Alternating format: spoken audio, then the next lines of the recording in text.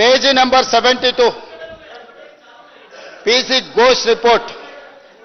If, basing upon the observations of the Central Water Commission in its letter dated 4/3/2015, the barrage at Tummidihetti could not be taken up. The same reason holds good for construction of barrage at Medigadda also.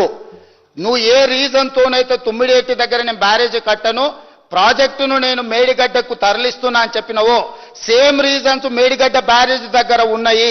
కాబట్టి అక్కడ నువ్వు చెప్పిన reason సహేతుకం కాదు. నువ్వు సమయానుకూలంగా నువ్వు చేయాల్సిన తప్పులకు ఒక ముసుగు దొడుక్కుంటున్నావని ఈ రిపోర్ట్ ఇచ్చింది అధ్యక్ష. అందుకే ఈ రిపోర్ట్ మీద వాళ్ళకి అంత కక్ష, ద్వేషము, పగ అధ్యక్ష.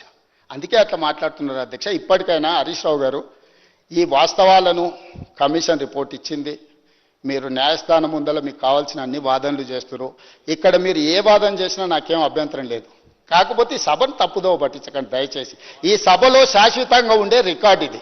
ఈ రికార్డు భవిష్యత్ తరాలు వచ్చే ఎమ్మెల్యేలు కానీ లేకపోతే ప్రభుత్వాలు కానీ మీరిచ్చే తప్పుడు సమాచారం చదివి ఇదే నిజం కాబోలు అనుకొని వాళ్ళు భ్రాంతికి లోనే అవకాశం ఉంది. కాబట్టి దయచేసి హరీష్ రావు గారు, వాస్తవాలన్నీ ఇక్కడ ఉన్నాయి.